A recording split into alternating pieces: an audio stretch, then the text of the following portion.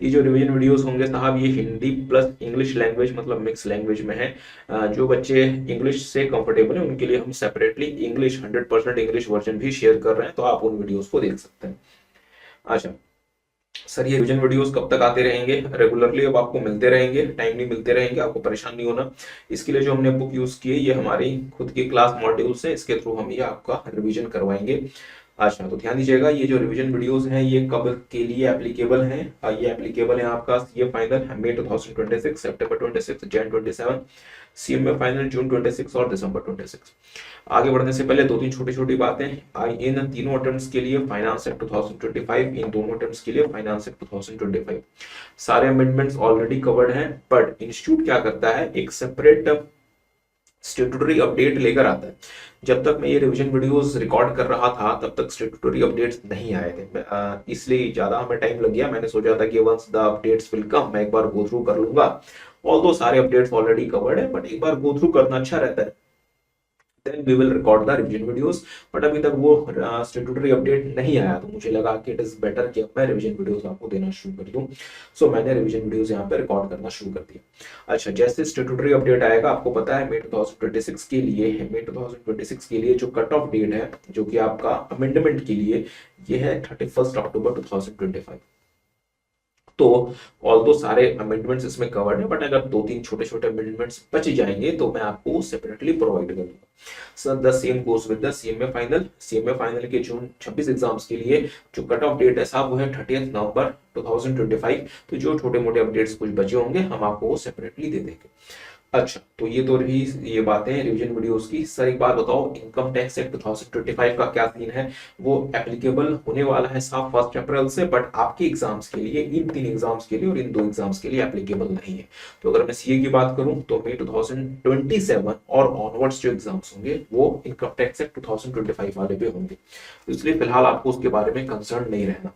अच्छा, ये जितने भी एग्जाम्स हैं इन सब के लिए असेसमेंट ईयर है 26-27 और प्रीवियस ईयर है 25-26। ठीक बात है। हाँ, नए इनकम टैक्स एक्ट में ये टैक्स ईयर बन जाएगा, बट वो फिलहाल आपके लिए वो सुविधा नहीं है। अच्छा तो चलें फिर जल्दी से हम रिवीजन शुरू करते हैं। सबसे पहले फर्स्ट चैप्टर का introduction and basic concepts. Friends, ये रिवीजन वीडियोस जरूर से आप अपने फ्रेंड्स के साथ भी शेयर करें, इससे हमें थोड़ी सी हेल्प मिलती है, ज्यादा बच्चों तक ये रिवीजन वीडियोस पहुंचती है।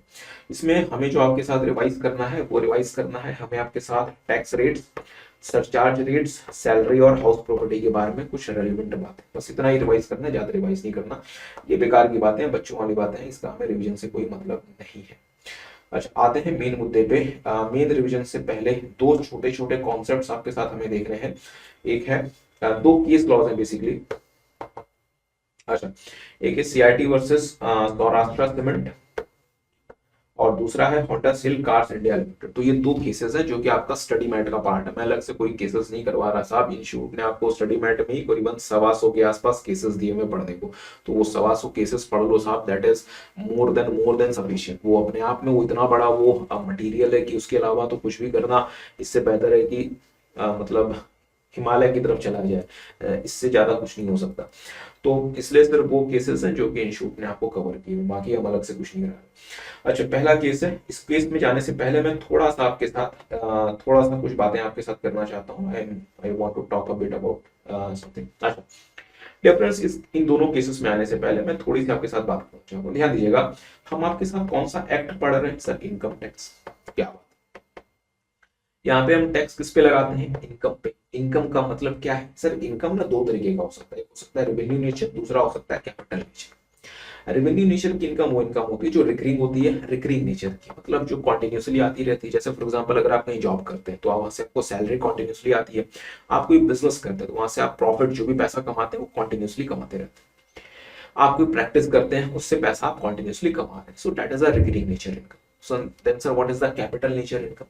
कैपिटल रिसिप्ट क्या होती है? जो नॉन रिकरिंग होती है, कभी आ गई तो आ गई, कभी नहीं आई तो नहीं है। जैसे फॉर एग्जांपल किसी ने आपको कोई गिफ्ट दे दिया, आपने अपने कोई प्रॉपर्टी सेल कर दी, so this are the non recurring income. ये कभी हो गया तो हो गया, नहीं हुआ तो नहीं हुआ। अच्छा, बट रिकरिंग नेचर की वो इनकम होती है जो आपको आप एक एक्सपेक्ट कर सकते हो कि ये रेगुलर बेसिस पे, एक सर्टेन बेसिस पे आपको एक सर्टेन टाइम पीरियड पे आपको मिलती रहेगी। अच्छा, जहां तक इनकम टैक्स एक्ट का सवाल है साहब, इनकम टैक्स एक्ट में जो टैक्स होता है ना वो रिकरिंग नेचर की इनकम टैक्स होती है। बहुत ध्यान से, अब मैं जो बातें बोलूंगा बहुत ध्यान से समझेंगे। हर रिकरिंग नेचर की इनकम इनकम टैक्स एक्ट में टैक्स होगी, except specifically excluded.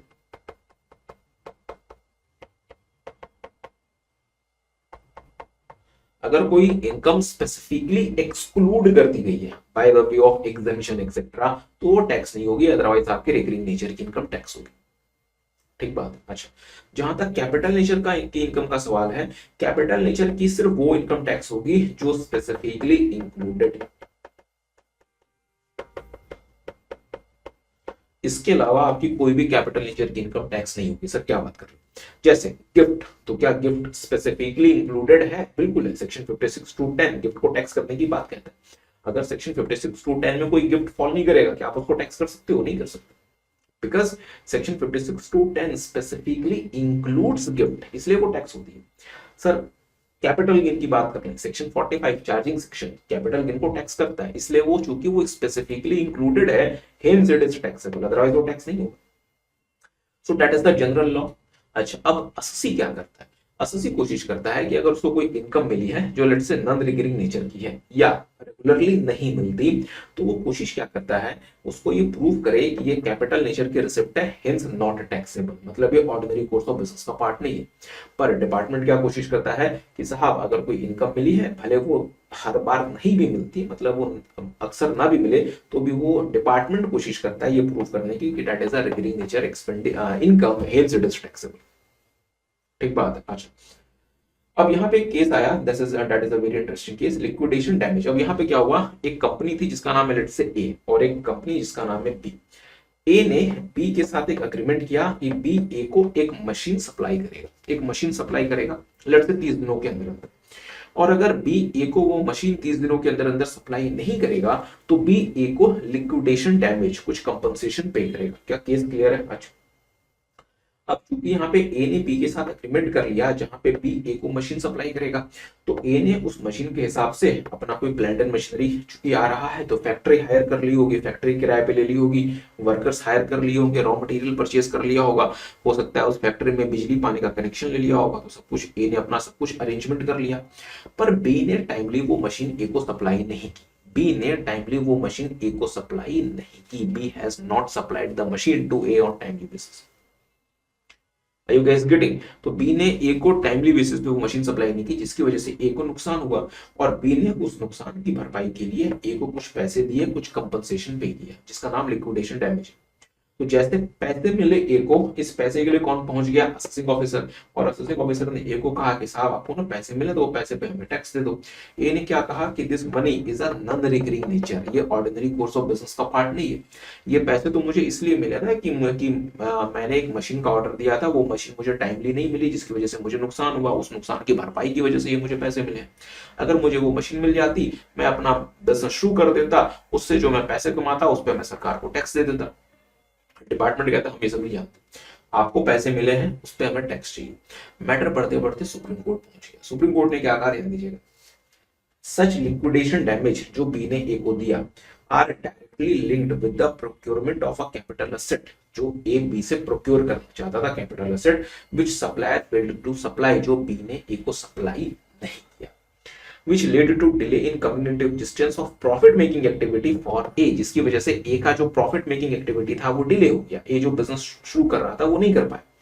Such receipts are not in the ordinary course of business, ये जो पैसा ए को मिला है वो ऑर्डिनरी कोर्स ऑफ बिजनेस में नहीं मिला, ए का वो ऑर्डिनरी कोर्स ऑफ बिजनेस का पैसा नहीं है, ए को ये रेगुलर बेसिस पे नहीं मिलता, ये कैपिटल रिसिप्ट है, और चूंकि ये कैपिटल रिसिप्ट है ए के लिए, इसलिए ये टैक्सेबल नहीं है, क्योंकि कैपिटल रिसिप्ट सिर्फ कौन सी टैक्स होती है, जो जो जो जो जो जो जो जो जो स्पेसिफिकली इंक्लूडेड होती है, और ये पैसा स्पेसिफिकली इंक्लूड नहीं है, इसलिए ये टैक्स नहीं होगा। आई होप आपको बात समझ। अच्छा, दूसरा केस देखेंगे साहब। अच्छा, इसी में अगर मैं थोड़ा सा इसको आगे एक्सटेंड करूं तो हमने यहाँ पे बात की रेवेन्यू की, अगर हम बात करें एक्सपेंडिचर की, तो चूंकि अगर हम इनकम टैक्स एक्ट में रेवेन्यू नेचर की इनकम टैक्स करते हैं तो हम एक्सपेंडिचर भी कौन सा अलाउ करेंगे, रेवेन्यू नेचर का। तो अगर आप कोई एक्सपेंडिचर करते हैं which is of the revenue nature, revenue nature का एक्सपेंडिचर कौन होता है, वो एक्सपेंडिचर जिसका आपको बेनिफिट मैक्सिमम 1 फाइनेंशियल ईयर तक मिलता है, मतलब जिसका कोई long term means enduring benefit ना हो, that is the expenditure of revenue nature. I you guys getting? अच्छा, तो अगर कोई रेवेन्यू नेचर का एक्सपेंडिचर है that is 100% allowed in one को, या आपको इसका आपको डिडक्शन मिल जाता है अनलेस स्पेसिफिकली प्रोहिबिटेड। अगर प्रोहिबिट कहीं हो गया तो एक अलग बात है। अगर कोई एक्सपेंडिचर ऐसा है जिसका लॉन्ग टर्म एंड्यूरिंग बेनिफिट है, तो ये एक्सपेंडिचर आपको यूजुअली वन गो में 100% अलाउड नहीं होता। इसके बदले आपको क्या मिलता है, डेप्रिसिएशन, और आप इसे अपने ब्लॉक ऑफ एसेट में ले जाओ, डेप्रिसिएशन क्लेम करो। सर आपने कहा यूजुअली, क्या कुछ ऐसे केसेस भी हैं जहां पे कैपिटल एक्सपेंडिचर भी वन गो में अलाउ हो जाता है? बिल्कुल ऐसा, जैसे 35(1)(4) साइंटिफिक रिसर्च ऑन कैपिटल। अगर आप साइंटिफिक रिसर्च में कैपिटल नेचर का एक्सपेंडिचर करते हैं सेक्शन 35(1)(4) में क्लेम कर लो 100%। सेक्शन 35(a)(d) अगर आप स्पेसिफाइड बिजनेस करते हैं जैसे वो फर्टिलाइजर वगैरह का, उसके लिए अगर आप कोई कैपिटल एक्सपेंडिचर करते हैं except land, goodwill, financial instrument, 100% claim कर लो। तो कुछ ऐसे केसेस हैं जहां कैपिटल एक्सपेंडिचर भी वन गो में अलाउ हो जाता है, बट 99% केसेस में कैपिटल एक्सपेंडिचर आपको वन गो में अलाउ नहीं होता और इसको आपको डेप्रिसिएशन मिलता है ब्लॉक ऑफ एसेट में जाके। ठीक बात है सब। तो यहां क्या हुआ, ध्यान दीजिएगा, यहां पे इस केस में क्या हुआ, एक इंडियन कंपनी थी, इस इंडियन कंपनी ने एक जापानीज कंपनी के साथ एक अग्रीमेंट किया। उस अग्रीमेंट के तहत जो जापानीज कंपनी है वो इस इंडियन कंपनी को हेल्प करेगी इंडिया में फैक्ट्री स्टैब्लिश करने में, और इंडिया में फैक्ट्री स्टैब्लिश करने में ये जापानीज कंपनी इंडियन कंपनी को हेल्प करेगी। इसके लिए वो इंडियन कंपनी को टेक्निकल नो हाउ देगी, इंटेलेक्चुअल प्रॉपर्टी राइट्स देगी, फॉर्मूला देगी और बाकी जो इसको हेल्प करेगी so that Indian company can establish a factory in India. और इसके लिए ये जो इंडियन कंपनी है लेट्स से 100 करोड़ रुपीस वो जापानीज कंपनी को पे करेगी। अब ये इंडियन कंपनी ये कहती है कि साहब ये जो 100 करोड़ रुपीस है ये मैंने एक्सपेंडिचर किया, मैंने कहा बिल्कुल किया, तो ये जो एक्सपेंडिचर है ये हमें वन गो में as a revenue expenditure allowed होना चाहिए, ऐसा रेवेन्यू एक्सपेंडिचर वन गो में अलाउड होना चाहिए। ठीक बात है। अच्छा, अब असेसिंग ऑफिसर ने जिन्होंने 11th स्टैंडर्ड में ही अच्छे से अपनी पढ़ाई की हुई थी, असेसिंग ऑफिसर ने कहा कि यार एक बात बताओ, रेवेन्यू एक्सपेंडिचर कौन सा एक्सपेंडिचर होता है जिसका बेनिफिट मैक्सिमम 1 साल तक रहता है। यहाँ पे आप एक फैक्ट्री बना रहे हो जो कि आपको लॉन्ग टर्म एंड्यूरिंग नेचर का बेनिफिट दे रहा है, then how you can say that this is a revenue expenditure. Assessing officer ने एसएससी को क्या बोला कि यार असेसिंग एक बात बताओ, तुम फैक्ट्री बनवा रहे हो, इस फैक्ट्री से तुम एक लंबे समय तक प्रोडक्शन करोगे जिससे तुम्हें एक लॉन्ग टर्म बेनिफिट मिलेगा, you will get a benefit of enduring nature, then how you are calling it as a revenue expenditure, क्योंकि रेवेन्यू एक्सपेंडिचर का बेनिफिट तो यूजुअली एक फाइनेंशियल ईयर तक मिलकर खत्म हो जाता है। एसएससी ने कहा कि नहीं साहब हम तो ये सब नहीं मानते।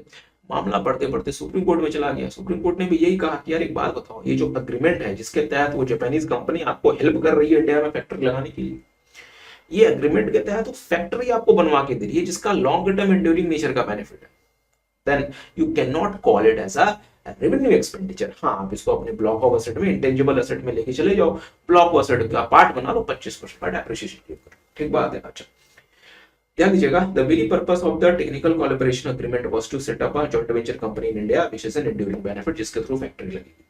Hence, अच्छा, therefore, the technical fees paid by the SSC cannot be claimed as a revenue expenditure. Dear friends, please ध्यान दीजिए, हम यहाँ पे ये नहीं कह रहे कि आप इसका एक्सपेंडिचर क्लेम नहीं कर सकते, एक्सपेंडिचर क्लेम कर सकते हो साहब, रेवेन्यू एक्सपेंडिचर क्लेम नहीं कर सकते।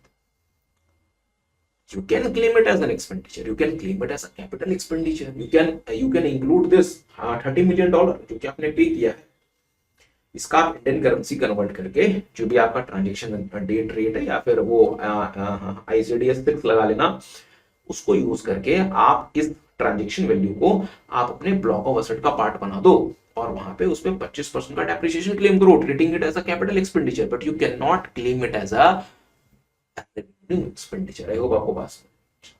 चलिए, ये दो छोटी छोटी बातें थी। अब आते हैं हमारे मेन मुद्दे पे। हमें आपके साथ जो इस क्लास में रिवाइज करना है वो टैक्स रेट्स रिवाइज करना है, सरचार्ज रेट्स और कुछ सैलरी और हाउस प्रॉपर्टी के बारे में बात करना है। सबसे पहले साहब rate of taxes for assessees being individual HUF AOP BOI artificial juridical person. आपको पता है इन लोगों के लिए दो रिजीम्स हैं, एक है 115 बीएसई की डिफॉल्ट रिजीम, और अगर इससे ये ऑप्ट आउट करना चाहते हैं तो optional regime. 115 BSE regime mandatory है, mandatory in the sense by default लगती है। हाँ, you can if you want you can opt out from this regime. अच्छा, इस रिजीम का जो स्लैब रेट है वो अलग है, ऑप्शनल रिजीम का स्लैब रेट अलग है। डिफॉल्ट रिजीम में एएमटी नहीं लगता, ऑप्शनल रिजीम में एएमटी लग जाता है। और डिफॉल्ट रिजीम में वेरियस डिडक्शंस, चलें वेरियस नहीं बोलना चाहिए, सर्टन डिडक्शंस और एग्जेम्पशंस डिसअलाउड हैं, यहां ऐसा कुछ नहीं। स्टार्ट करते हैं। बट हाँ, डिफॉल्ट रिजीम में स्लैब रेट कम है, मतलब कम टैक्स बनता है आपका। अच्छा, तो देखेंगे मेरे साथ साथ।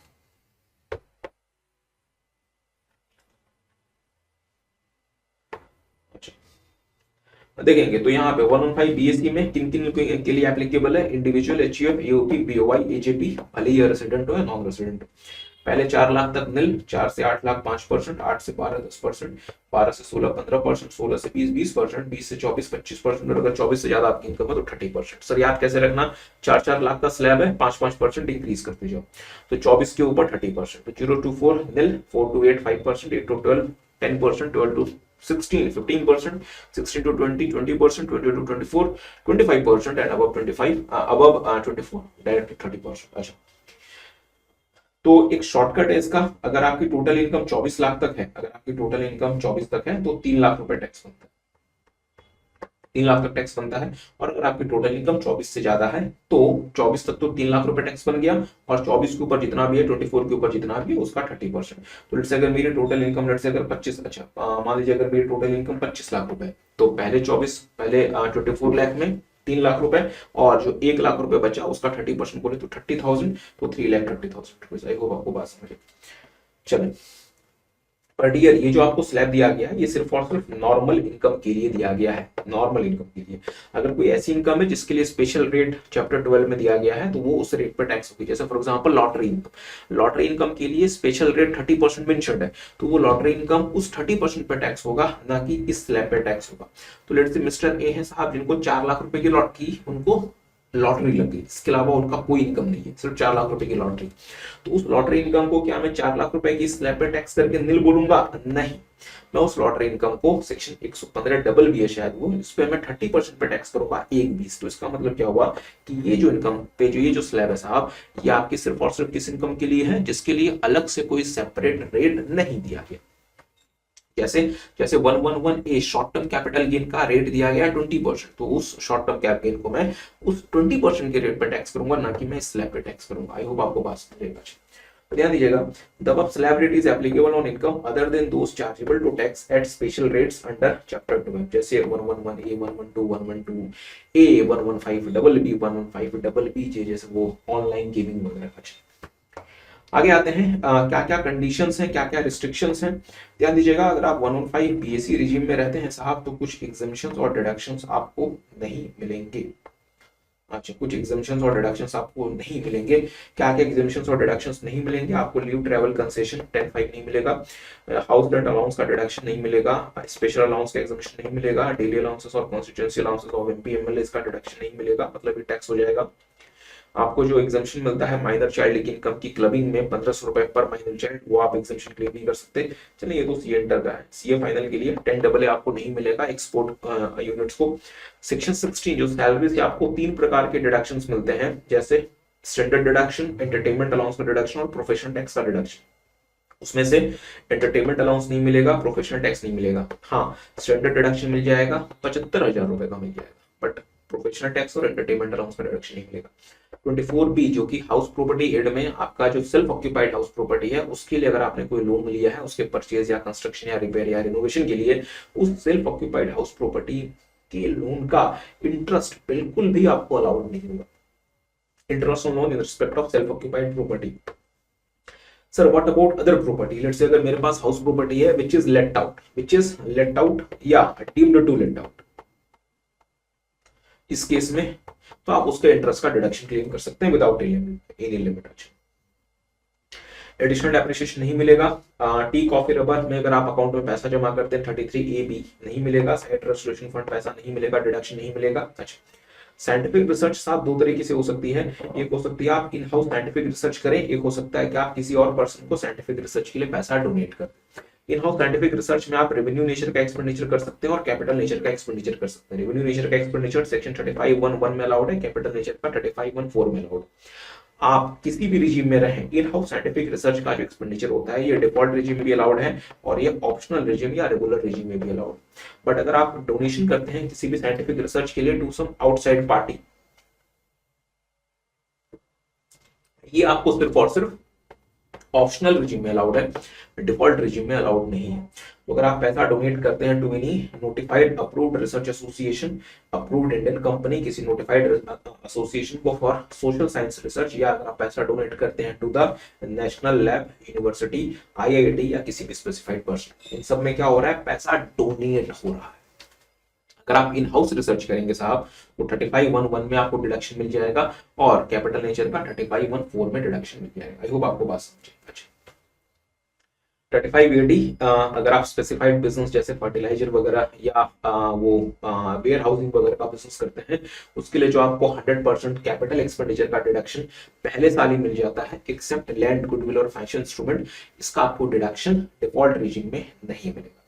35CCC जो आप एक्सपेंडिचर करते हैं नोटिफाइड एग्रीकल्चर प्रोजेक्ट्स पे, उसका डिडक्शन आपको नहीं मिलेगा। अच्छा, 80CC ATU नहीं मिलेगा एक्सेप्ट 4 डिडक्शंस, 4 डिडक्शंस के अलावा बाकी नहीं मिलेगा। कौन से 4 डिडक्शंस मिल जाएंगे? जो एम्प्लॉयर का कंट्रीब्यूशन होता है एनपीएस में 80CC वो नहीं मिलेगा। जो सेंट्रल गवर्नमेंट का कंट्रीब्यूशन होता है अग्निपथ स्कीम में 80CCH2 वो आपको मिल जाएगा। अगर आप नई एम्प्लॉयमेंट जनरेट करते हैं तो 80JJAA वो आपको मिल जाएगा, और अगर आपने IFSC में यूनिट स्टैब्लिश किया हुआ है तो 80LA मिल जाएगा। अच्छा, इसके अलावा तो ये तो आपको डिडक्शंस नहीं मिलेंगे। अगर आपका कोई एक्सपेंडिचर, कोई डिडक्शन या कोई डेप्रिसिएशन इससे बिलोंग करता है और आपने 115 BSc ऑप्ट कर लिया, तो जिस साल आप 115 BSc ऑप्ट करेंगे इससे बिलोंग करता हुआ पिछला कोई ब्रॉड फॉरवर्ड लॉस या डेप्रिसिएशन, जब आप 115 BSc ऑप्ट करेंगे जिस साल से, वो आपको उस साल वो आपका लैप्स कर जाएगा, उसका कोई डिडक्शन आपको नहीं मिलेगा और आप उसको कैरी फॉरवर्ड भी नहीं कर सकते, क्योंकि ये मान लिया जाएगा कि वो डिडक्शन आपको ऑलरेडी अलाउड हो चुका है। तो जिस साल आप 115 BSc में जाएंगे उन सालों से तो आप इसको क्लेम कर ही नहीं सकते। और अगर कोई पिछले साल का कोई डिडक्शन या अनअब्सॉर्ब्ड डेप्रिसिएशन जो इनसे बिलोंग करता है, जब आप 115 BSc ऑप्ट करेंगे इसके बाद से आपको वो सब कुछ लैप्स हो जाएगा, वो सब कुछ डीम्ड टू बी अलाउड हो गया। एक्चुअली अलाउड नहीं होगा, वो मान लो कि मिल गया और उसको भूल जाओ। ठीक है, जैसे फॉर एग्जाम्पल अगर लेट्स से मैं ऑप्शनल रिजीम में हूं और मैंने कोई प्लांट एंड मशीनरी परचेज की और इस प्लांट एंड मशीनरी में मुझे 20% का एडिशनल डेप्रिसिएशन मिलेगा 32(1)(2)A, पर चूंकि मैंने वो plant and machinery less than 180 days put use की है, इसलिए वो मुझे जो डेप्रिसिएशन सिर्फ 10% का मिला और बाकी 10% मुझे सब्सिडी फाइनेंशियल ईयर में मिलने वाला था। पर जैसे वो मुझे अगले साल मिलता, अगले साल मैंने 115 BSc में मैं रह गया, मैं उससे बाहर नहीं निकला, मैंने ऑप्ट आउट नहीं किया, I have remained in 115 BSc। तो चूंकि अब मैं 115 BSc में हूं, अब अगर मैं कोई नई प्लांट एंड मशीनरी परचेज करूंगा, अब मैं एडिशनल डेप्रिसिएशन क्लेम नहीं कर सकता। बट सर जी आप क्लेम नहीं कर सकते वो तो एक अलग बात है, ये जो brought forward additional depreciation unabsorbed है उसका क्या होगा, ये भी लैप्स कर जाएगा। इसको भूल जाओ, इसको मान लो कि आपको अलाउंस मिल गया, ये डीम्ड अलाउंस हो गया, मतलब कोई डिडक्शन एक्चुअली नहीं मिलेगा, डीम्ड डिडक्शन मिल गया आपको। ठीक बात है। और हाँ, आप ऐसा भी नहीं कर सकते कि लेट्स से अगले साल मैं 115 BSc से ऑप्ट आउट कर जाऊं तो क्या मुझे मिल जाएगा, इसका जवाब है नहीं, तब भी नहीं मिलेगा, क्योंकि ये डीम्ड अलाउंस। तो अगर आप यहाँ पे लैंग्वेज पढ़ोगे देखेंगे, अच्छा, such loss and depreciation would be deemed to have been already given effect and no further deduction allowed for any subsequent year। तो इन्होंने क्लियरली मना कर दिया सब। अच्छा, इसके बाद डेप्रिसिएशन जो होगा वो 40% फिक्स हो, मतलब 40% से ज्यादा आप क्लेम नहीं कर सकते, क्योंकि साहब आपको पता है कुछ ऐसे व्हीकल, कुछ ऐसे एसेट हैं जो 45% तक आपको डेप्रिसिएशन देते हैं, बट अगर आप डिफॉल्ट रिजीम में हो तो आपका जो डेप्रिसिएशन 40% से ज्यादा नहीं होगा, फर्दर आप एडिशनल डेप्रिसिएशन भी क्लेम नहीं कर सकते। अच्छा हाँ, बट हाँ एक इंटरेस्टिंग बात यह है कि आपके ऊपर AMT means alternate minimum tax आपके ऊपर नहीं लगेगा। अच्छा सर एक बात बताओ, बीइंग एन एम्प्लॉयर आपको अपने एम्प्लॉयज का 192 का TDS करना होता है। इंप्लॉय डिफॉल्ट रिजीम में रहता है या ऑप्शनल रिजीम में जाता है, क्योंकि दोनों रिजीम्स में कैलकुलेशन अलग हो जाती है, दोनों रिजीम्स का स्लैब अलग है, दोनों रिजीम्स में डिडक्शंस और एक्सपेंडिचर और अलाउंसेस अलग अलग है। तो एम्प्लॉयर को कैसे पता कि एम्प्लॉय किस रिजीम में रहेगा और वो अकॉर्डिंगली किस रिजीम के हिसाब से टीडीएस करे। तो एम्प्लॉयर क्या करेगा, एम्प्लॉय से पूछेगा अपने हर एक एम्प्लॉय से कि यार अपना इंटेंडेड रिजीम बता दो, और एम्प्लॉय ने जो रिजीम बताई है एम्प्लॉयर उसके हिसाब से टीडीएस करेगा। अगर एम्प्लॉय ने कोई भी रिजीम स्पेसिफाई नहीं की, एम्प्लॉय कहता है साहब फिलहाल हमने कुछ नहीं सोचा, तो इस केस में एम्प्लॉयर ये अज्यूम कर लेगा कि employee will remain in 115 BSC, फिर वो 115 बीएससी के हिसाब से कैलकुलेशन करेगा और उसके हिसाब से फिर वो आईटीआर भर देगा, मतलब उस पर फिर वो टीडीएस वगैरह काटेगा, मतलब 115 बीएससी मान के वो टीडीएस काटेगा। ठीक बात है। चलिए आते हैं डियर फ्रेंड्स ऑप्शनल रिजीम में। तो हमने डिफॉल्ट रिजीम का आपके साथ टैक्स वगैरह देख लिया, now it is a time for optional regime. Optional regime में पिछले कई सालों से स्लैब में कोई चेंज नहीं आया है, so that is a good thing. अच्छा, तो सबसे पहला जो स्लैब है वो एक जनरल स्लैब है वो, अच्छा पहले 2.5 लाख तक निल, 2.5 से लेके 5 लाख 5%, 5 से लेके 10 लाख 5% ऑलरेडी लग गया, मतलब 2.5 लाख का 5% 12,500 प्लस 20%, और अगर 10 लाख से ज्यादा है तो 12.5 प्लस 1 लाख 1,12,500 प्लस 30%। ठीक बात है। अच्छा, ये जो एप्लीकेबल है डियर, ये रेसिडेंट के लिए, नॉन रेसिडेंट के लिए, individual HUF, AOP, BOI, artificial juridical person. अच्छा, मतलब 2.5 लाख तक कुछ नहीं, 2.5 से लेके 5 लाख 5%, 5 से लेके 10 लाख 20%, 12,500 प्लस 20%, 10 नहीं यहाँ पे सीधा 20 है, और 10 के ऊपर एक 12,500 प्लस 30%। अच्छा, तो यहाँ पे साहब बेनिफिशियल स्लैब्स दिए गए हैं, एक है रेसिडेंट, एक है सीनियर सिटीजन जो कि 60 इयर्स या इससे ज्यादा के हैं, बीइंग रेसिडेंट इंडिविजुअल रेसिडेंट, और जिनका एज कम से कम 60 साल होना चाहिए at any time during the previous year but less than 80 years. तो इनके लिए पहले 3 लाख तक निल, 3 से 5 लाख 5%, और 5 से 10 लाख 10,000 प्लस 20%, और अगर 10 लाख से ज्यादा तो 1 10 प्लस 30%। आज अगर आप वेरी सीनियर सिटीजन या सुपर सीनियर सिटीजन मतलब 80 इयर्स या इससे ज्यादा के at any time during the previous year, तो पहले 5 लाख तक निल, 5 से लेके 10 लाख 20%, और 10 के ऊपर 1 लाख प्लस 30%। तो सर सीनियर सिटीजन या सुपर सीनियर सिटीजन को हम कैसे आइडेंटिफाई करेंगे? आपकी एज 60 इयर्स या 80 इयर्स होनी चाहिए at any time during the previous year. तो लेट्स से अगर हम बात करें प्रीवियस ईयर 25-26 की, तो 1/4/2025 से 31/3/2026 के बीच में कभी भी आप 60 या 80 इयर्स के होने चाहिए। अच्छा, यहाँ पे एक सवाल उठता है, सर क्या मैं अपना डेट ऑफ बर्थ के हिसाब से अपनी एज कैसे काउंट करूं? इसमें ना साहब दो अप्रोचेस है या दो इसमें एक्सेप्टेबल मेथड्स, अलग अलग हमारे देश के कानूनों में अलग अलग मेथड्स लग जाते हैं। लेट्स से मेरा जो जन्म हुआ है वो 1 अप्रैल 2001 को, एक बात है, तो मैं कब बोलूंगा कि मैं 1 साल का हो गया? मैं 1 अप्रैल 2002 को बोलूंगा कि मैं 1 साल का पूरा हो गया, means when I will say that I have completed 1 year, मतलब मैं कब बोलूंगा कि मैंने 1 साल की अपनी एज कंप्लीट कर ली?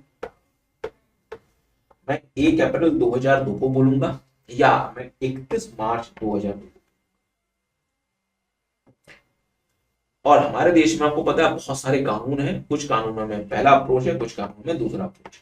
अगर आप देखोगे साहब तो दूसरा जो अप्रोच है 31 मार्च, ये टेक्निकली थोड़ा सा गलत है, क्योंकि अगर आप 1 अप्रैल को अगर आपका जन्म है और अगर आप 31 मार्च को देखोगे तो आप टेक्निकली अगर आप देखोगे तो आप 364 डेज के होते, 365 दिन के नहीं होते। ठीक बात है। So there is some technical ambiguity in second approach, but Supreme Court ने और सीबीडीटी ने दोनों ने ये माना है और कहा है बेसिकली कि हम इनकम टैक्स एक्ट के पर्पसेस के लिए जो आपका डेट ऑफ बर्थ काउंट करेंगे वो हम एक दिन पहले मान लेंगे। तो अगर आप 1 अप्रैल 2001 को अगर आपका जन्म हुआ है तो हम ये मान लेंगे कि अगले साल का 31 March 2002 you have become 1 year age, आपका 1 साल हो गया। तो for income tax purposes we will go with the second approach. ठीक बात है। तो लेट से किसी पर्सन का जन्म 1/4/1966 को हुआ, तो टेक्निकली ये 60 साल के कब होते हैं? टेक्निकली 1/4/2026 को। अगर 1/4/2026 को ये 60 इयर्स के होते हैं तो प्रीवियस ईयर 25-26 तो ये बाहर हो गए। पर चूंकि हमने सुप्रीम कोर्ट और सीबीडीटी का वो जजमेंट देखा है जिसके हिसाब से हम ये मानेंगे कि 1/4/26 नहीं, आप 31/3/2026 को ही 60 इयर्स के हो गए, और आप प्रीवियस ईयर 25-26 में ही 60 इयर्स के हो गए, इसलिए यू कैन ऑप्ट फॉर, मतलब आप you are eligible for higher 3 lakh rupees slab rate. अच्छा, तो ध्यान दीजिएगा अगर साहब इसके पहले हुआ 1/4/1966 के पहले, then you are very much become of 60 years. अच्छा, इसके बाद हुआ ऐसा तो आपके लिए फिर एलिजिबल नहीं है। चले, रिबेट टू रेसिडेंट इंडिविजुअल।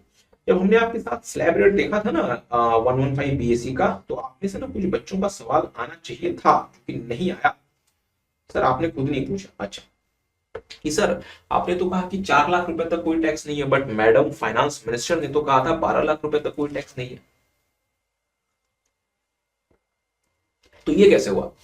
ये ऐसे हुआ साहब कि आपको 12 लाख रुपए तक आपको रिबेट मिल जाएगी इन द डिफॉल्ट रेट। तो ध्यान दीजिएगा, 87A में ना दो तरह की रिबेट्स।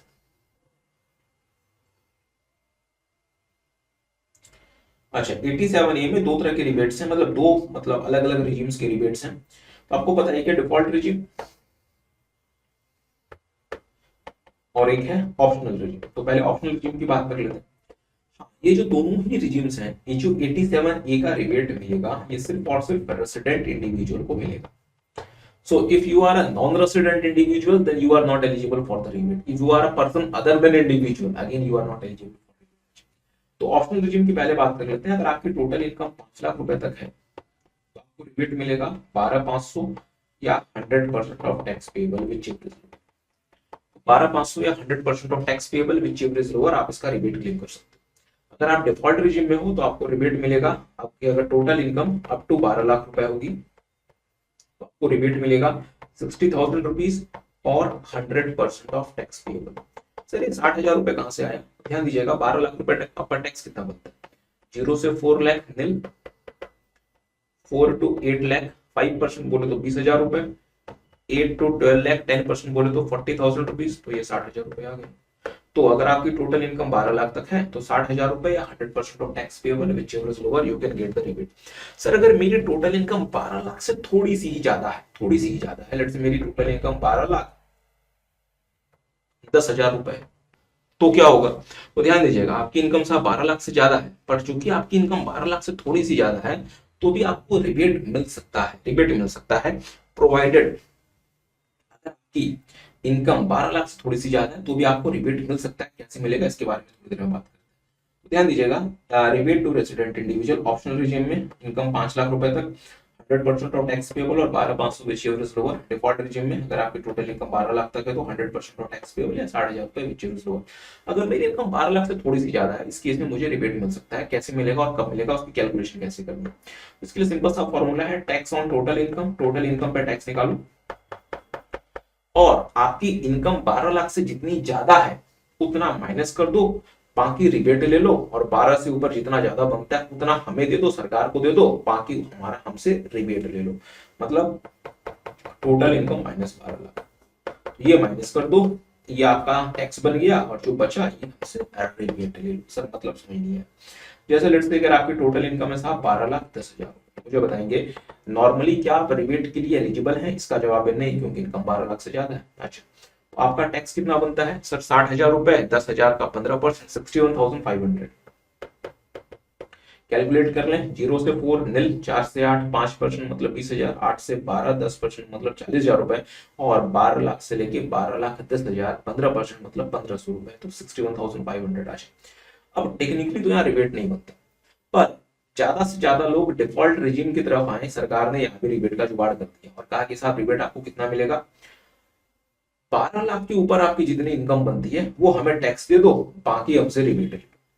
तो 12 लाख के ऊपर आपकी इनकम कितनी बनी? 10,000 रुपए, 10,000 का हमें टैक्स दे दो। बट सर मेरा तो टैक्स 61,500 रुपए बनता है, तो ठीक है, इसमें से 10,000 रुपए माइनस कर दो, 51,500 हमसे रिबेट ले लो, 51,500 हमसे रिबेट ले लो, ठीक बात है। और 51,500 हमसे रिबेट ले लो और 10,000 रुपए में टैक्स दे दो। तो ध्यान दीजिएगा, tax payable on total income 12,10,000 रुपए में टैक्स पेबल कितना? 61,500 minus amount by which total income is more then 12 lakh. Total income 12,10, total ये 12 से कितना जा रहा है? 10,000 रुपए, तो रिबेट आपका कितना बन गया? 51,500। तो आपका टैक्स पेबल कितना बना? 61,500 आपका टैक्स था माइनस 51,500, तो ये बना 10,000। तो जितना आपने एक्स्ट्रा कमाया था 12 के ऊपर वो सारा सरकार आपसे टैक्स का ले लेगी, प्लस प्लस प्लस प्लस 4% का एजुकेशन। तो कुछ अपने जेब से भी तो दोगे, सब कुछ हमसे ही लोगे क्या? 10,400 का टैक्स। तब तो सर ऐसे तो सर फिर हर किसी को रिबेट मिल जाएगा, इसका जवाब है नहीं। जैसे सर एक और छोटा सा एग्जांपल ले लो, लेट्स से एक एग्जांपल ले लेते हैं, लेट्स से अगर मेरी इनकम 13 लाख रुपए, अब क्या, लेट्स से मेरी इनकम कितनी है 13 लाख रुपए, 13 लाख पे मेरा टैक्स कितना बनता है सर, 12 लाख तक तो आपने 60,000 रुपए निकाला था, और इसके ऊपर 12 लाख तक आपने 60,000 रुपए निकाला था, अब इसके ऊपर 1 लाख रुपए 15% मतलब 15,000 रुपए, तो टैक्स बनता है 75,000। क्या यहाँ पे रिबेट मिलेगा? चलें चेक कर लें।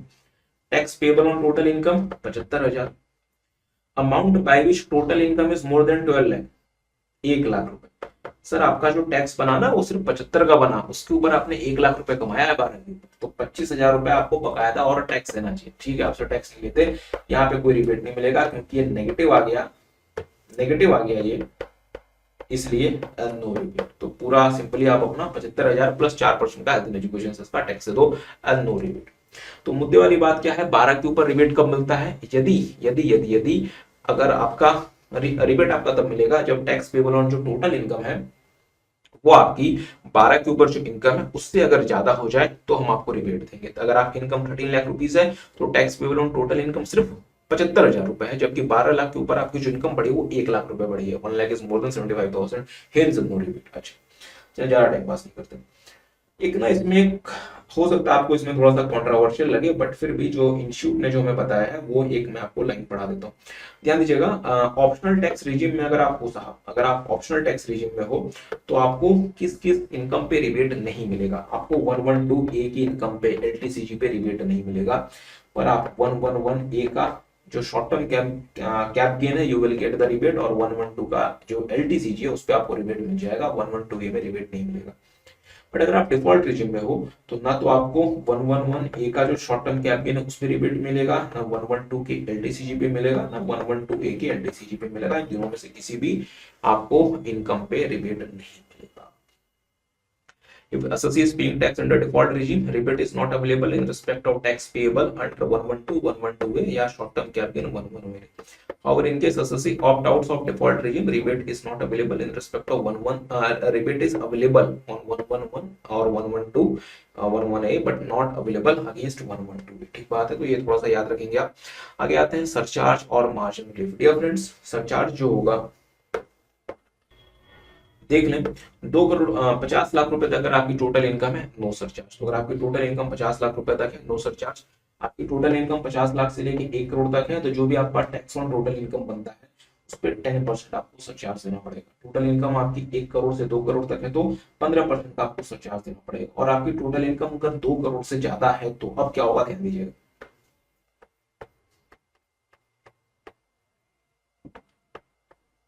डियर फ्रेंड्स, हमारे देश में ना एक कुछ समय पहले, आज से करीबन 4-5 साल पहले, मतलब कोविड काल के पहले, क्योंकि कोविड ने तो सब कुछ बदल दिया,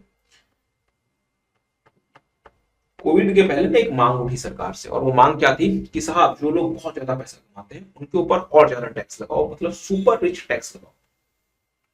जैसे अमेरिका वगैरह में सुपर रिच टैक्स की उस समय बात हो रही थी, तो हमने कहा कि साहब इंडिया में भी ना सुपर रिच टैक्स लगना चाहिए। यहाँ पे अगर आप देखोगे साहब, then there are growing number of people जो कि 3-4 करोड़ रुपए की तो कार खरीद लेते हैं। तो साहब अगर इतना ज्यादा लोगों के पास पैसा है, उनसे ज्यादा टैक्स लो ना। तो सरकार ने कहा ठीक है, हम सुपर रिच टैक्स लगाएंगे किसी दूसरे तरीके से। और सरकार ने कहा कि अगर आपकी टोटल इनकम 2 करोड़ से 5 करोड़ तक है तो आपके ऊपर सरचार्ज 25% लगेगा, और अगर आपकी टोटल इनकम 5 करोड़ से ज्यादा है तो उस पर जो टैक्स बनेगा उस पर 37% सरचार्ज लगेगा। 37% is a big number. 5 crore से ज्यादा इनकम किसकी होती है साहब, जो सुपर रिच होते हैं उनके ऊपर हमने 37% का सरचार्ज लगा दिया। It is as good as the super rich tax. ठीक बात है। आज अब हुआ क्या, जब ये चीजें हो रही थी उसके पहले एक ना सेक्शन होता था जिसका नाम था 1034। 1034 कहता था कि अगर आपको कोई भी लॉन्ग टर्म कैपिटल गेन हुआ है स्टॉक मार्केट में इक्विटी शेयर के थ्रू, वो एग्जेम्प्ट। क्या बात कर रहे हो सर? हाँ सर, वो भी एक समय होता था जब एलटीसीजी एग्जेम्प्ट होता। फिर अरुण जेटली साहब हमारे देश के उस समय वित्त मंत्री हुआ करते थे, उन्होंने 1034 का एक्सेम्पशन विड्रॉ कर लिया और 112A इंट्रोड्यूस कर दिया, जहां पे कहा कि अगर 1 लाख रुपए के ऊपर कोई कैपिटल गेन है उसका 10% टैक्स दे दो। ये पहले की बात है। अब तो 1.25 हो गया, 12.5 हो गया, पहले की बात है। अरुण जेटली साहब ने 1034 विड्रॉ कर लिया और कहा कि 112A हम लगा रहे हैं, जहां पे एलटीसीजी आपका 1 लाख रुपए के ऊपर जितना भी होगा उस पर आपको 10% का टैक्स देना पड़ेगा। ये सदमा मार्केट बर्दाश्त नहीं कर पाया, और मार्केट जब तक ये सदमा बर्दाश्त करता, उसके पहले सरकार ने सुपर रिच टैक्स लगा दिया और 37% का सरचार्ज।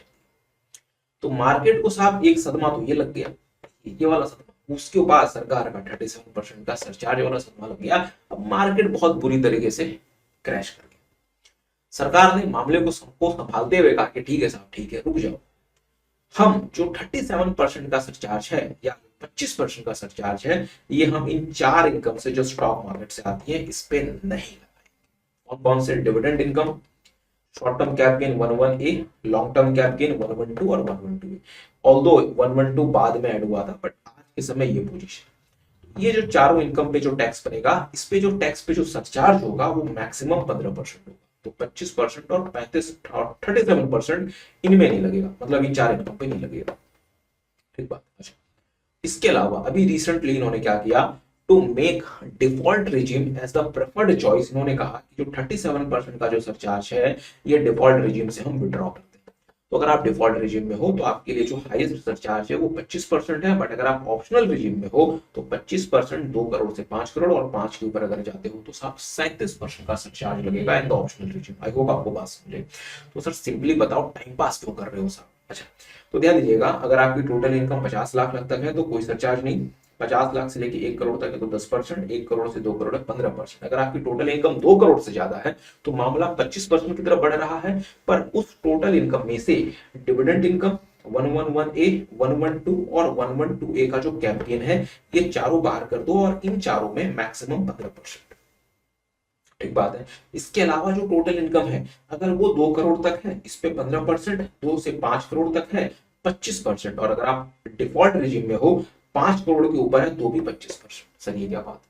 डिफॉल्ट रिजीम में अगर आप हो तो 2 करोड़ तक 15%, 2 के ऊपर जितना भी है 25%, बट अगर आप ऑप्शनल रिजीम में हो तो अप टू 2 करोड़ 15%, 2 से 5 करोड़ 25%, और अब 5% 37%। आई होप आपको बात समझ। This is the case of surcharge. अच्छा, ये ना कुछ छोटे छोटे एग्जांपल्स है साहब, ये जरूर से घर पर ट्राई करें। अच्छा, अब आते हैं मार्जिनल रिलीफ पे। Now it is a time for marginal relief. Dear friends, ध्यान दीजिएगा, अगर आप देखोगे तो अगर मेरी टोटल इनकम 50 लाख तक, अगर मेरी टोटल इनकम 50 लाख तक है, let's say my total income is 50 lakh, तो मुझे जो टैक्स देना है, अगर मैं लेट्स से डिफॉल्ट रिजीम लेकर चलता हूँ, अब ऑप्शनल रिजीम तो खत्म सही हो गया, अगर मैं डिफॉल्ट रिजीम लेकर चलता हूं तो मुझे बताएंगे टोटल इनकम अगर ये मेरी 50 लाख है तो इस पर टैक्स कितना बनता है। सर पहले 24 लाख पे 3 लाख रुपए और 26 लाख पे 30%, 26 लाख इंटू 0.3 प्लस 3 लाख, ये बनता है 10,80,000। फिर से देख लें, 26 लाख रुपए का 30% आप भी करें साहब, प्लस 3 लाख रुपए, 10,80,000 रुपए। अब अगर कुछ गलती होगी तो आप देख लें। सर सरचार्ज नहीं लगेगा क्योंकि टोटल इनकम मेरी 50 लाख तक है, सरचार्ज 50 के ऊपर लगता है। तो अगर आप देखोगे तो सरचार्ज कब लगता है? 50 के ऊपर। तो सरचार्ज अगर टोटल इनकम 50 लाख तक है तो कोई सरचार्ज चार्ज लगेगा। चल, बट अगर मैं बोलूं कि मेरी टोटल इनकम 51 लाख रुपए, अब क्या होगा? अब मेरा टैक्स निकाल के दिखाओ डिफॉल्ट रिजीम में। सर इसमें कोई बड़ी बात थोड़ी, इसमें मेरा टैक्स कितना निकलेगा? 51 लाख में से 24 लाख तो 3 लाख रुपए, और 27 लाख रुपए इंटू 0.3 प्लस 3 लाख रुपए, कितना हुआ? 11,10,000 रुपए। क्या ये मेरा टैक्स है? क्या ये टैक्स है? नहीं सर, ये टैक्स नहीं। अगर ये टैक्स बोल रहे हो तो गलत कर रहे हो। इस पे 10% जोड़ो, सरचार्ज, सरचार्ज लग गया, और मेरा टैक्स कितना बना? 12,21,000। तो फिर इसमें इतना इतना ड्रामेटिक होने की क्या बात है? ध्यान दीजिए, मैंने कहा अगर मेरी टोटल इनकम 50 लाख तक है साहब तो मेरा टैक्स कितना बनता है? 10,80,000। अगर मेरी टोटल इनकम 51 लाख रुपीज होती, मेरे काम से प्रभावित होके मेरे एम्प्लॉयर ने मेरी सैलरी 1 लाख रुपए से बढ़ा, तो ये जो सैलरी मेरी 1 लाख रुपए से बढ़ी, ये मेरे लिए राहत लेकर आया या आफत लेकर? मतलब the increase of salary of 1 lakh रुपए by my employer has brought peace for me और cause a tension for me. Sir कैसी बातें करते? देखिए इनकम कितने से बढ़ी? 1 लाख से इसकी वजह से टैक्स कितने से बढ़ा? 1,41,000। ऐसा कैसे हो गया? खुद से कैलकुलेट करें, बातों में ना जाए साहब, अपना अपनी अकल लगाएं। अच्छा, अगर मेरी टोटल इनकम 50 लाख थी, मुझे टैक्स कितना देना पड़ता था? 10,80,000 before health and education cess. जैसे मेरी टोटल इनकम 51 लाख रुपीज हो गई, अब मेरा टैक्स कितना बन गया? 12,21,000 before health and education cess. Sir ये चमत्कार कैसे हुआ? ये चमत्कार इसलिए हुआ साहब क्योंकि आपको अब 51 लाख रुपए जैसे आपकी इनकम हुई, आपको सरचार्ज देना पड़ता है। तो सर सरचार्ज से चमत्कार कैसे हो गया? बिल्कुल हो गया। ये जो सरचार्ज आप देते हो, अब मैं जो शब्द बोलूंगा वो शब्द बहुत टेक्निकल है, जिनको समझ आया अच्छी बात है। ये जो सरचार्ज आप देते हो, या 50 लाख के ऊपर वाली इनकम पे जो टैक्स होता है उस पे नहीं देते। ये 1 रुपए से जो इनकम पे शुरू होती है, और 1 रुपए से जो इनकम पे टैक्स लगता है, पूरे क्यूमुलेटिव अमाउंट पे आप सरचार्ज देते। अगर आपको सरचार्ज का प्रोविजन ये कहता कि 50 के ऊपर जितनी इनकम है उस पे सिर्फ आपको सरचार्ज, उस पे जो टैक्स बनेगा 1 लाख, उस पे सरचार्ज देना है, तो कोई प्रॉब्लम नहीं होती।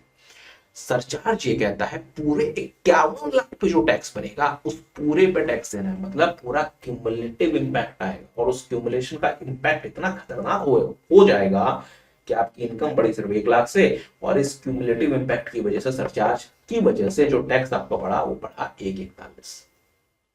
मतलब due to surcharge the increase in, अब मेरे इंग्लिश वर्डों पे ध्यान दीजिएगा, due to surcharge the increase in tax is more than the increase in income.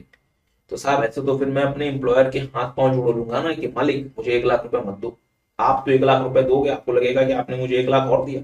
आप जो 1 लाख रुपए दे रहे हो वो तो पूरा ही सरकार ले जा रही है, यहाँ भी सरकार नहीं मांग रही मुझसे, मुझसे अपनी जेब से, मेरे से और 41,000 रुपीज लेके जा रही है। इसलिए आपका 1 लाख मुझे 41,000 और करीब कर देगा, तो मैं जैसा हूं मुझे छोड़ दो सर। तो इससे बड़ा मजाक हमारे साथ क्या होगा? तो सरकार ने कहा ठीक है साहब, जज्बाती मत। ठीक है, आपकी इनकम कितने से बढ़ी? 1 लाख से। आपका टैक्स कितने से बढ़ गया? 141 से। तो ठीक है, कोई बात नहीं, हम इतने भी निर्दयी नहीं है। 41,000 का आप हमसे अब मार्जिनल रिलीफ ले लो। तो मार्जिनल रिलीफ का प्रोविजन ट्रिगर कब होता है? जब सरचार्ज की वजह से बढ़ने वाला टैक्स, सरचार्ज की वजह से बढ़ने वाला टैक्स आपके इनकम से बढ़, उस इनकम से बढ़ जाता है जिसकी वजह से सरचार्ज या तो आता है या तो बढ़ता है। अगर आप देखोगे तो 50 लाख तक तो मेरा कोई इनकम पे सरचार्ज नहीं था। 51 लाख, 51 लाख रुपीज जैसे आया, तो किस इनकम ने सरचार्ज ट्रिगर किया? सर 1 लाख रुपए। बट इस 1 लाख की वजह से जो इनकम टैक्स में वृद्धि हुई वो कितनी है? 141। Means the income which has caused that surcharge is means the income which has caused the surcharge, the tax on that income, the tax due to that surcharge is more than that income itself. The income is only 1 lakh, but the tax it has translated to is 1,41,000. तुमने कहा ठीक है sir जी 41,000 का relief ले लो। चले, so that is marginal relief that we have discussed. तो ये हमने यहाँ पे थ्योरी आपको दी है साहब, ये थ्योरी वगैरह मत पढ़ना। आते हैं rate of taxes for other person. हमने इंडिविजुअल एचयूएफ, एओपी, पीओवाई और आर्टिफिशियल यूरिडिकल पर्सन के लिए देख लिया। टाइम फॉर अदर पर्सन देखेंगे। अच्छा, फर्म कंपनी, अच्छा firm, LLP, local authority, flat 30% का टैक्स रेट है। अगर आपकी टोटल इनकम 1 करोड़ से ज्यादा है तो 12% का सरचार्ज और मार्जिनल रिलीफ आपको एज पर द प्रोविजंस मिल जाएगा। अगर आप एक कोऑपरेटिव सोसाइटी हो तो टोटल इनकम 10,000 रुपए तक तो 10% ऑफ टोटल इनकम, 10,000 से लेके 20,000 तक तो 1,000 प्लस 20%, और अगर 20,000 से ज्यादा है तो 3,000 प्लस 30%। कोऑपरेटिव सोसाइटी और डोमेस्टिक कंपनी दोनों का जो सरचार्ज रेट है वो सेम है। 1 करोड़ रुपए तक कुछ नहीं, 1 करोड़ से 10 करोड़ 7%, और 10 करोड़ से ज्यादा तो 12%, और अकॉर्डिंगली मार्जिनल रिलीफ मिल जाएगा। कोऑपरेटिव सोसाइटीज के लिए साहब 2 अल्टरनेट रेजिम्स हैं, एक है 115 बीएडी और दूसरा है 115 बीएई। ऑल्दो 115 बीएई अब नई कोऑपरेटिव सोसाइटीज के लिए खत्म हो गया, मतलब उसका सनसेट आ गया, बट 115 बीएडी इज अवेलेबल, और जिन कोऑपरेटिव सोसाइटीज ने ऑलरेडी 115 बीएई ऑप्ट कर लिया वो उससे कंटिन्यू कर सकती है। 115 बीएडी 22% का टैक्स रेट बताता है। 115 BAE 15% का टैक्स रेट बताता है, प्लस 10% का मैंडेटरी सरचार्ज, प्लस 10% का मैंडेटरी सरचार्ज। तो 15% प्लस 10% मतलब इफेक्टिव कितना हो गया 16.5%। 22% प्लस 10% मैंडेटरी मतलब 24.2%। और चूंकि ये सरचार्ज मैंडेटरी है तो यहाँ मार्जिन रिलीफ जैसा कुछ आपको नहीं मिलेगा क्योंकि मैंडेटरी सरचार्ज है। अच्छा, मार्जिन रिलीफ तब काम में आता है जब सरचार्ज आपका इनकम की वजह से ट्रिगर होता है। यहाँ पे सरचार्ज इनकम की वजह से ट्रिगर नहीं हो रहा, this is a mandatory surcharge in no margin. Domestic company की बात करें, अगर डोमेस्टिक कंपनी का प्रीवियस ईयर 23-24 का टर्नओवर या ग्रॉस रिजल्ट 400 करोड़ तक है तो 25%, अदरवाइज 30%। लेट्स से सर मेरी जो डोमेस्टिक कंपनी है वो तो बनी ही 25-26 में, तो क्या होगा, तो प्रीवियस ईयर 23-24 का टर्नओवर तो कुछ है नहीं, तो फिर 25% हम मानेंगे, नील टर्नओवर था मतलब 25%। अच्छा, सरचार्ज रेट सेम है साहब जो कॉपरेटिव्स के लिए है। 1 करोड़ तक नो सरचार्ज, 1 करोड़ से 10 करोड़ 7% और 10 करोड़ से ज्यादा 12%। और चूंकि सरचार्ज, ये जो सरचार्ज है ये इनकम की वजह से आ रहा है तो मार्जिन रिलीफ आपको मिल जाएगा। कंपनीज के लिए डियर दो ऑल्टरनेट टैक्सेशन रिजीम्स हैं, वन है 115BAA और 115BAB। ऑल्दो 115BAB का सनसेट आ चुका है, अब नई कंपनीज 115BAB ऑप्ट नहीं कर सकती। जिन्होंने उस पीरियड में ऑप्ट कर लिया ओके, वो कंटिन्यू कर सकती है, बाकी नए लोग नहीं आ सकते। 115BAA 22% का टैक्स प्लस 10% का मैंडेटरी सरचार्ज। 115BAB जो मैन्युफैक्चरिंग कंपनीज के लिए है 15% का टैक्स प्लस 10% का मैंडेटरी सरचार्ज। चूंकि ये मैंडेटरी सरचार्ज है इसलिए आपको यहाँ पे मार्जिन रिलीफ नहीं मिलेगा। चलिए सारी बात होगी। फॉरेन कंपनीज की बात कर लें, टैक्स रेट 35% है, सरचार्ज 1 करोड़ तक कुछ नहीं, 1 करोड़ से 10 करोड़ 2% और 10 करोड़ से ज्यादा 5%, और मार्जिन रिलीफ आपको मिल जाएगा। अगेन ये जितने भी हमने आपके साथ रेट ऑफ टैक्सेस डिस्कस किए हैं साहब, ये नॉर्मल इनकम पे, अगर कोई इनकम स्पेशल रेट पे टैक्स होगी तो वो स्पेशल रेट पे टैक्स होगी, किस स्लैब पे टैक्स। चले तो फिर आपने जैसे अपनी इनकम निकाली, इस पे टैक्स निकाला, फिर उस पे सरचार्ज निकाला, और उस टैक्स प्लस सरचार्ज की क्यूमुलेटिव अमाउंट पे 4% का हेल्थ एजुकेशन सेस आपको जोड़ना पड़ेगा। अच्छा, अब एक लास्ट नहीं है साहब, इसके बाद सैलरी भी है, तो एक छोटा सा टॉपिक और देखेंगे, diversion of income by overriding title and application of income. Dear friends, दो चीजें होती है, एक होता है इनकम का एप्लीकेशन और एक होता है इनकम का डाइवर्जन। अच्छा, डाइवर्जन की बात करते हैं। लेट्स से एक एम्प्लॉयर है ए लिमिटेड, एक एम्प्लॉय है मिस्टर ए। मिस्टर ए को ए लिमिटेड 1 लाख रुपए की सैलरी देती है और एक चेक इशू करती है मिस्टर ए के नाम पे 1 लाख रुपए का चेक। ठीक बात है। मिस्टर ए लिमिटेड को कहते हैं कि साहब मुझे ना अपने घर का 20,000 रुपए का EMI देना पड़ता है टू HDFC बैंक। ठीक बात है, तो आप एक काम करो, आप ए लिमिटेड आप मुझे ना 80,000 रुपए का चेक दे दो, और एक काम करो HDFC को आप डायरेक्टली 20,000 रुपए का चेक दे दो। ए लिमिटेड कहती है ठीक है साहब, हम ऐसा कर देते हैं। तो मिस्टर ए लिमिटेड को क्या कहते हैं कि आप हमें 80, आप मुझे 80,000 का चेक दे दो और मेरे बिहाफ पे आप HDFC को 20,000 रुपए का चेक दो। यहां तक बात क्लियर है। अच्छा, अब क्या मिस्टर ए इसके बाद ये कह सकते हैं कि जो इनकी सैलरी इनकम है ये 80,000 रुपीज है और इन पे 80,000 रुपीज की सैलरी इनकम मान के टैक्स लगना चाहिए, या अभी भी इनकी सैलरी इनकम 1 लाख रुपए। अगर आप ध्यान दोगे तो यहां पे मिस्टर ए की इनकम का डाइवर्जन हो रहा है, और डाइवर्जन कहां पे हो रहा है, मिस्टर ए लिमिटेड मतलब सोर्स, ये सोर्स है। तो यहाँ पे सोर्स से मिस्टर ए को जो इनकम जानी थी वो डाइवर्ट होके बैंक के पास जा रही है। So there is a diversion of income, but मेरा सवाल आपसे ये है कि is there is a diversion? हाँ, डाइवर्जन तो है। क्या ये डाइवर्जन जो ए लिमिटेड HDFC के फेवर में कर रहा है, क्या ये डाइवर्जन ए लिमिटेड HDFC के फेवर में किसी लीगल या कॉन्ट्रेक्चुअल ऑब्लिगेशन के तहत कर रहा है, हाँ या ना? ए लिमिटेड ने 1 लाख रुपए की इनकम जो मिस्टर ए को देनी थी उसमें से 20,000 रुपए HDFC के फेवर में डाइवर्ट कर दिया। मेरा सवाल है कि क्या ए लिमिटेड ने जो HDFC के फेवर में ये इनकम डाइवर्ट की है ये किसी लीगल या कॉन्ट्रेक्चुअल ऑब्लिगेशन के तहत की है? इसका जवाब है नहीं, लीगल या कॉन्ट्रेक्चुअल ऑब्लिगेशन के तहत डाइवर्ट नहीं किया, इसलिए ये नॉर्मल डाइवर्जन है, और नॉर्मल डाइवर्जन जो होता है वो एप्लीकेशन की तरह से डील होता है। This is application of income. और चूंकि ये नॉर्मल डाइवर्जन है इसलिए मिस्टर ए के हैंड में पूरा 1 लाख रुपए टैक्स होगा। मिस्टर ए 20,000 रुपए का डिडक्शन क्लेम नहीं कर सकते, पर ये नहीं कह सकते कि साहब मेरी सैलरी तो 80,000 रुपए, तो मेरे हैंड में सिर्फ 80,000 रुपए टैक्स होगा। अगर ए लिमिटेड एचडीएफसी को 20,000 रुपए डाइवर्ट करता बट अंडर सम लीगल और कॉन्ट्रेक्चुअल ऑब्लिगेशन, तब ये diversion of income by overriding title माना जाता। उस केस में ये इनकम ए के हैंड में टैक्स ना होके सिर्फ एचडीएफसी के हैंड में टैक्स होती और ए को उसका डिडक्शन मिल जाता, बट ऐसा यहाँ पे कुछ नहीं हुआ। Are you guys getting? So it is as good as application of income. तो ध्यान दीजिएगा। अच्छा, ये थ्योरी आप पढ़ सकते हैं।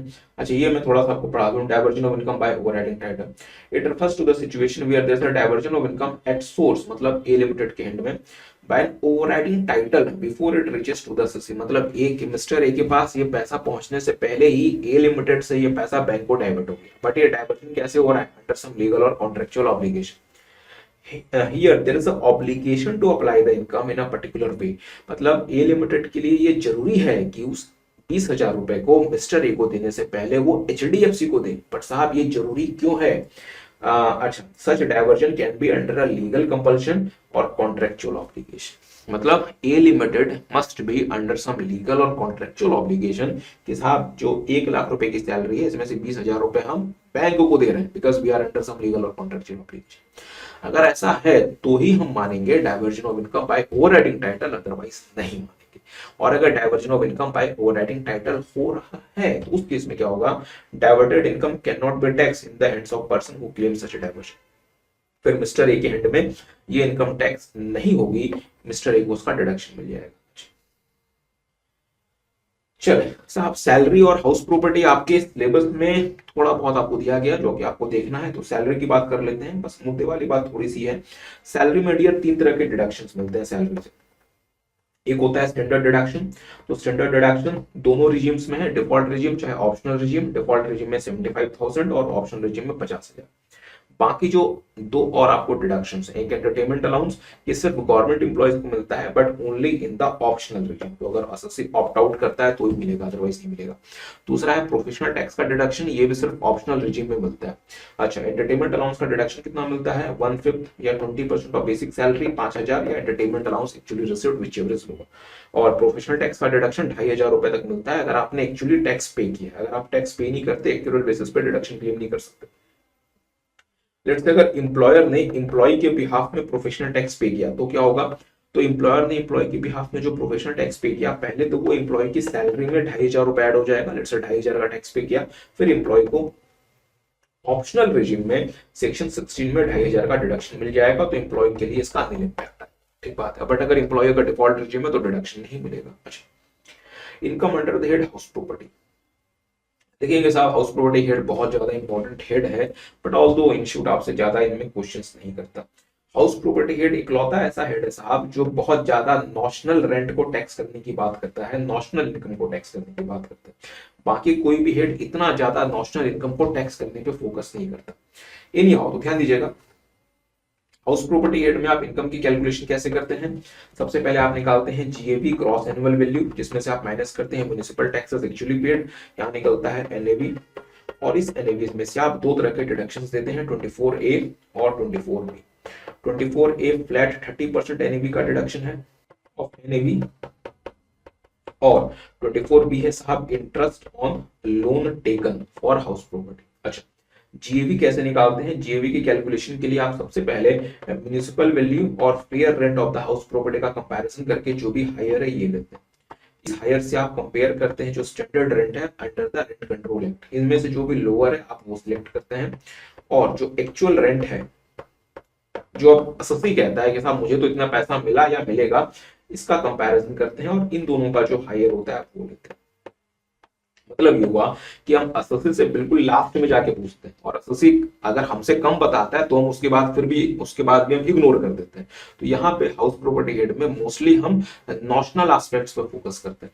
तो जीएवी हम कैसे निकालते हैं? सबसे पहले म्युनिसिपल वैल्यू और फेयर रेंट का कंपैरिजन, दोनों में से जो भी हायर होगा वो आगे जाएगा, जिसका हम कंपैरिजन स्टैंडर्ड रेंट से करेंगे। जो भी लोअर होगा फिर इसका कंपैरिजन हम एक्चुअल रेंट रिसीव्ड रिसीवेबल से करेंगे, और इसका जो हायर होगा that would be the GAV. इस जीएवी में से म्युनिसिपल टैक्सेस का माइनस करें, 24 ए 30% फ्लैट और 24 भी interest on loan. Interest on loan में इंटरेस्टिंग बात यह है, आपकी प्रॉपर्टी सेल्फ ऑक्यूपाइड हो सकती है और लेट आउट हो सकती है, या डिम्ड टू लेट आउट हो सकती है। सेल्फ ऑक्यूपाइड अगर प्रॉपर्टी है, डिफॉल्ट रिजीम में नील इंटरेस्ट, इंटरेस्ट का डिडक्शन नहीं मिलेगा, हमने पहले बात की थी। अगर आप ऑप्शनल रिजीम में हैं तो इंटरेस्ट का डिडक्शन आपको 2 लाख रुपए तक मिल जाएगा। अगर आपने लोन लिया है for the purpose of purchase और कंस्ट्रक्शन ऑफ द प्रॉपर्टी, और 5 साल के अंदर अंदर आप कंस्ट्रक्शन कंप्लीट कर लेते हो, और आपने जिस पर्सन से आपने लोन लिया उससे एक सर्टिफिकेट लेके डिपार्टमेंट को जमा कर देते हो, अगर आप ऐसा कुछ कर लेते हो तो 2 लाख रुपए तक का इंटरेस्ट का डिडक्शन आप क्लेम कर सकते हो। और अगर आपने लोन लिया है for the purpose of repair of property 30,000 rupees. Sir मैंने 2 लोन लिया, एक लिया परचेज के लिए, दूसरा लिया रिपेयर के लिए, दोनों मिला के भी कितना मिलेगा, 1 साल का 2 लाख। अगर प्रॉपर्टी लेट आउट या डिम्ड टू लेट आउट है तो चाहे आप डिफॉल्ट रिजीम में हो चाहे आप ऑप्शनल रिजीम में हो, आप इंटरेस्ट का डिडक्शन क्लेम कर सकते हो विदाउट एनी। ठीक बात है। अच्छा चले, ये सारी बातें हो गई। एक और छोटी सी बात देख लें, annual value of property held in stock and trade, this is important और ये एग्जाम में पूछा जा सकता है। डिफरेंस ध्यान दीजिएगा, बहुत बार क्या होता है, जो बिल्डर्स होते हैं जैसे डीएलएफ बिल्डर्स या जो बाकी बिल्डर्स होते हैं, वो प्रॉपर्टीज, वो लैंड बिल्डिंग वगैरह को, वो फ्लैट्स वगैरह को बनाते हैं for the purpose of sale, और जब तक उसे वो नहीं सेल करते उनके पास वो as a stock in trade रहता है। ठीक बात है। अच्छा, पिछले दिनों ये देखा गया कि दिल्ली एनसीआर में और देश के अलग अलग बड़े बड़े शहरों में मार्केट में डिमांड नहीं थी, there was no much demand in the market, but property की सप्लाई भी नहीं थी, और सप्लाई को आर्टिफिशियली कंट्रोल करके, सप्लाई को आर्टिफिशियली रोककर प्राइसेस को अप किया जा रहा था।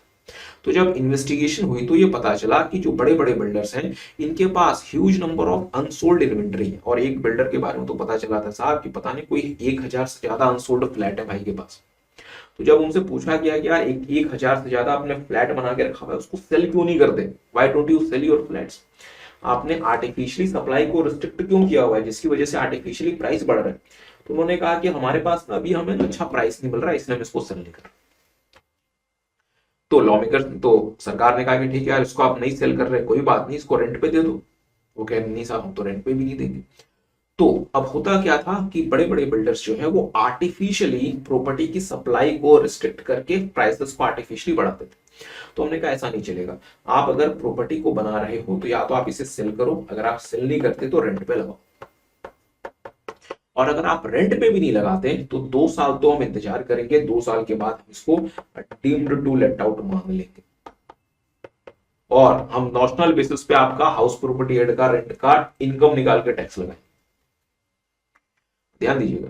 तो लेट्स से कि आपने जिस साल प्रॉपर्टी कंप्लीट की, जिस साल आपको कंप्लीशन सर्टिफिकेट मिल गया लोकल आपको अपने स्टेट गवर्नमेंट से या लोकल अथॉरिटी से, उस साल के अगले 2 साल तक या तो आप सेल कर दो या अपने आप रेंट पे दे दो। अगर आप ऐसा नहीं करते तो जो तीसरे साल से, ये 2 साल कंप्लीट होने के बाद जो थर्ड ईयर आएगा, हम आपकी एज इट इज पड़ी प्रॉपर्टी को डीम्ड टू लेट आउट मान लेंगे और हम उसको नॉशनल रेंट कंप्यूट करेंगे। इसका मतलब ये हुआ साहब कि अगर आप देखोगे तो ग्रेटर नोएडा तरफ कोई भी प्रॉपर्टी आज 25,000 रुपए से कम पर मंथ का नहीं है, और अगर आपके पास बिल्डर के पास 1,000 ऐसी प्रॉपर्टी है साहब, तो 25,000 प्रॉपर्टी, अगर 1,000 प्रॉपर्टी अगर डीम्ड टू लेट आउट मान के नॉशनल बेसिस पे टैक्स की जाए तो 2.5 करोड़ रुपए हर महीने का हाउस प्रॉपर्टी हेड का इनकम माना जाएगा।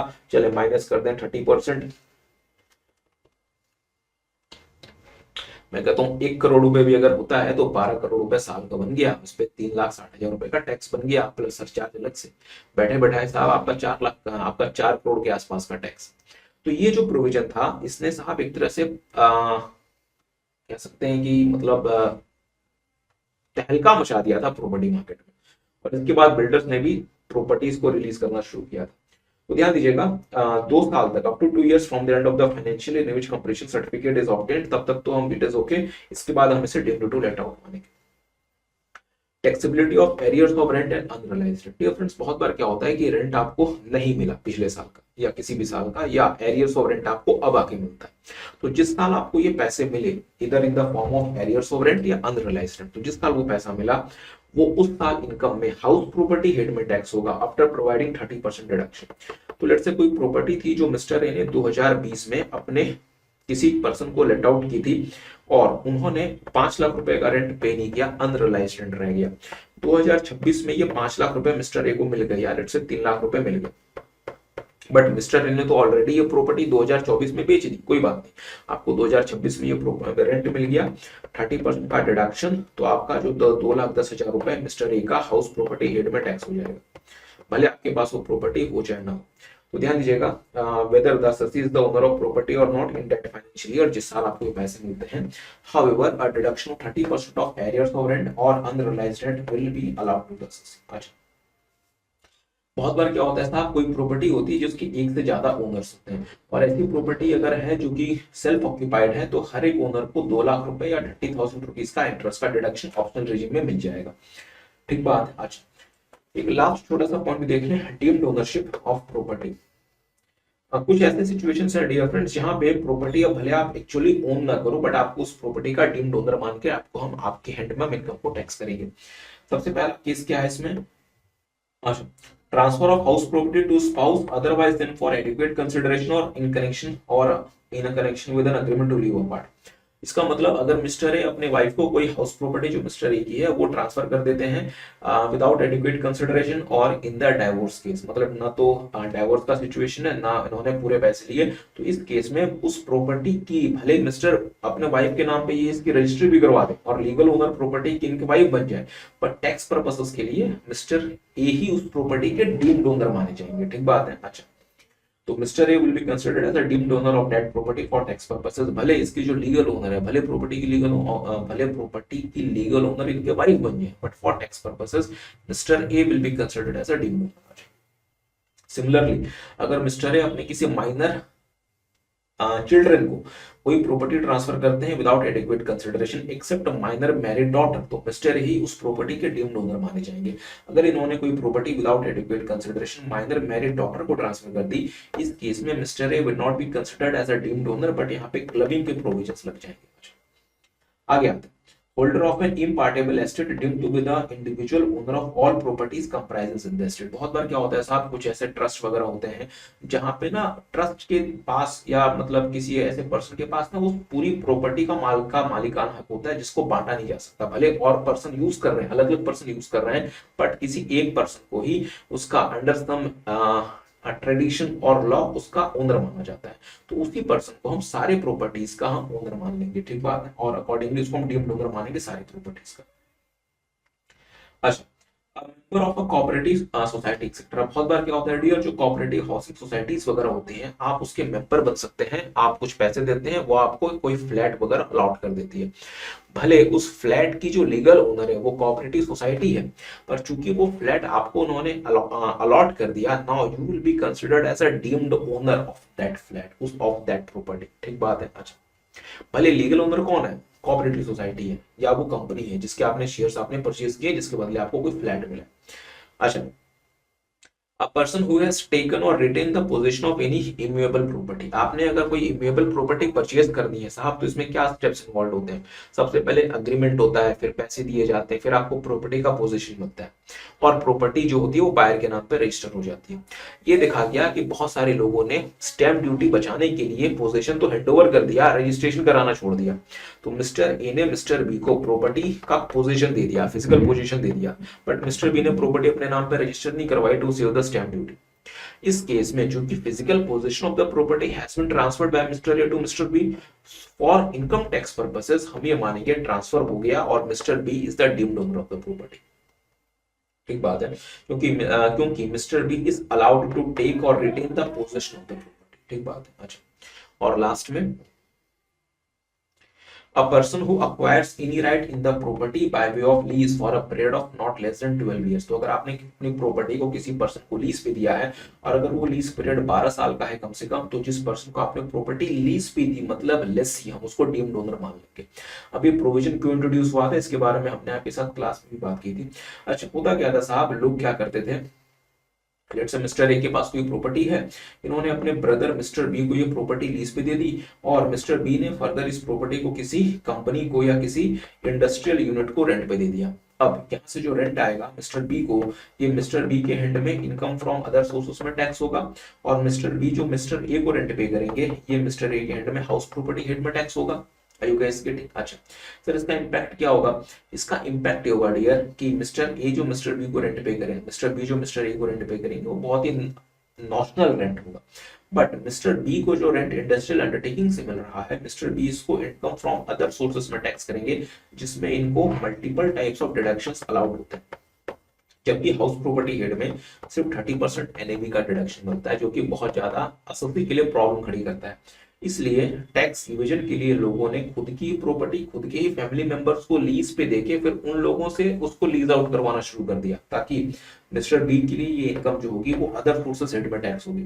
इसको कब करने के लिए हमने क्या कहा कि मिस्टर बी को अगर आपकी प्रॉपर्टी लीज पे देते हो 12 साल या इससे ज्यादा के लिए, तो भले mister B is the lessee in the books in the documents, still हम मिस्टर बी को ओनर मान के इस रेंटल इनकम को मिस्टर बी के हैंड में हाउस प्रॉपर्टी हेड में टैक्स करेंगे, न कि अदर सोर्सेस हेड में। अच्छा सर, अगर इससे बचने के लिए मिस्टर ए क्या करेंगे, इनको 6 साल के लिए लीज पे दे दें, फिर 6 साल के लिए दे दें। असेसिंग ऑफिसर दोनों 6 साल को क्लब कर देगा और 12 साल जोड़ के डीम्ड कर लेगा। अच्छा, इससे बचने का एक ही रास्ता है, या तो आप मंथ टू मंथ बेसिस पे प्रॉपर्टी को लीज पे दें, या आप 12 महीने से ज्यादा के लिए एक बार में लीज पे ना दें, मतलब हर एक साल लीज अग्रीमेंट बनवाएं। तो सर हम हर एक साल लीज अग्रीमेंट बनवा लेंगे, बट असेसिंग ऑफिसर साहब इस केस में अगर बहुत ही क्लियर लिंक स्टैब्लिश हो जाता है, असेसिंग ऑफिसर उनको भी क्लब करके आपको डीम्ड ओनर मान सकता है। एनी हाउ, तो हमने आपके साथ ये पूरा रिवीजन कर लिया। अच्छे से रिवाइज करें, सबके साथ शेयर करें। सबको बाय बाय।